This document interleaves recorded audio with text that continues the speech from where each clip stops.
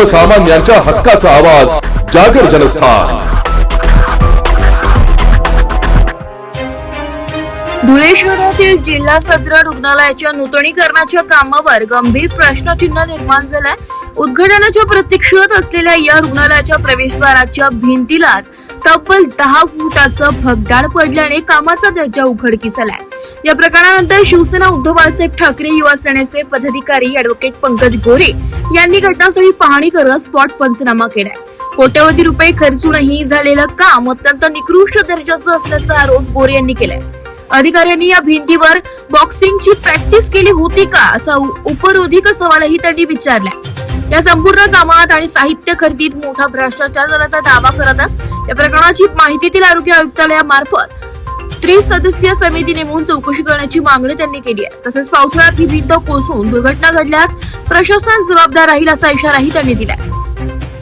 महिला व बाल रुग्णालय ज्याच्या विकास कामांसाठी शासनाच्या तर्फे भरगच्च निधी देण्यात आला होता। जी जुनी भिंत होती तिला एक बारीक तडा सुद्धा नव्हता। ती भिंत पाडून आज नवीन भिंत तयार करून काही महिने सुद्धा उलटले नाही तर इतकं मोठं 10 फुटाचं भगदाड त्या भिंतीला आपण बघू शकतो।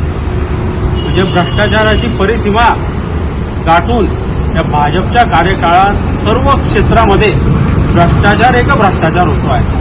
भाजप पुरस्कृत ठेकेदारांना काम दिल्यामुळे ज्यांच्याकडं त्या संदर्भातल्या शैक्षणिक डिग्र्या सुद्धा नाही असे लोक प्रतिनिधी बनवून ठेकेदार बनवून अक्षरशः महाराष्ट्रासह सर्वत्र लूटमार सुरू केली।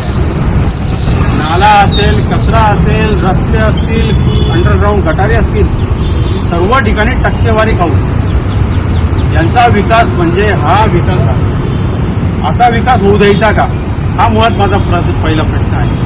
ज्या कामाचं अजून लोकार्पण झालं नाही, आम्ही गेल्याच महिन्यात या कामांचं लोकार्पण करावं अशी मागणी केली होती। नाही केल्यास आम्ही स्वतः करू असं सांगितल्यानंतर येथील प्रशासनाने विनंती केली की आम्हाला मे महिन्याचा अवधी द्या, आम्ही स्वतः सर्व कामं आवरून लोकार्पण करू।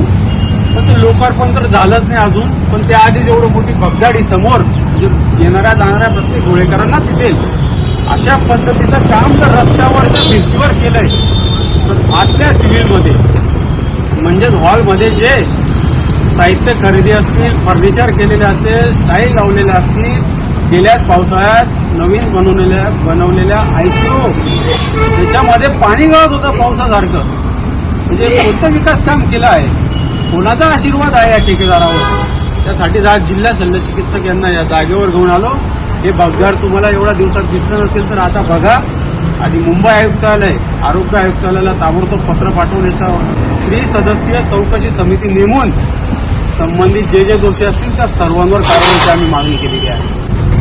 नरेंद्र मोदी यांनी ना खाऊंगा ना खाणे दूंगा अशी जी घोषणा केली होती त्याला तिलांजली देत सर्वच भाजप शासित जितकेही भाजपचे लोकप्रतिनिधी आहेत त्या सर्वच ठिकाणी अशाच पद्धतीने विकासाच्या नावाखाली भ्रष्टाचार सुरू आहे। या भ्रष्टाचार बिलकुल खपवून घेतला जाणार नाही। याच्या विरुद्ध आम्ही 1 वेळा नाही, 100 वेळा नाही, 1000 वेळा बोलू आणि बोलत राहू। धन्यवाद। जय हिंद, जय महाराष्ट्र, जय शिवराय।